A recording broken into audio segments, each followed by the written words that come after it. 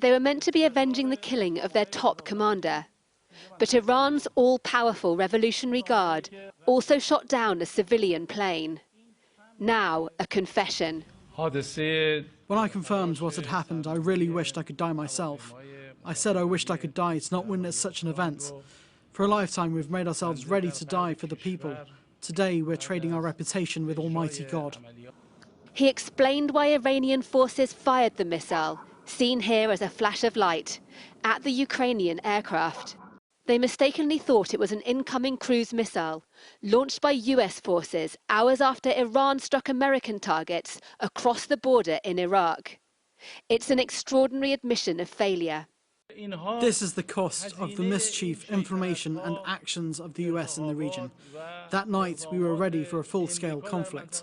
Unfortunately, because of the hasty actions of one person, this great disaster happened. For Ukraine, there are questions too about its decisions. Why did authorities allow a jet to fly from Tehran at a time of such intense hostilities? If the American side had said to us that we should abandon our flight, then maybe we should have listened to them, but it was just a normal situation. Unfortunately, what happened, you can't turn back the clock. We agree that some of the fault may be on us, but I say again, you can't predict everything that happens in life, otherwise you'd just freeze and do nothing.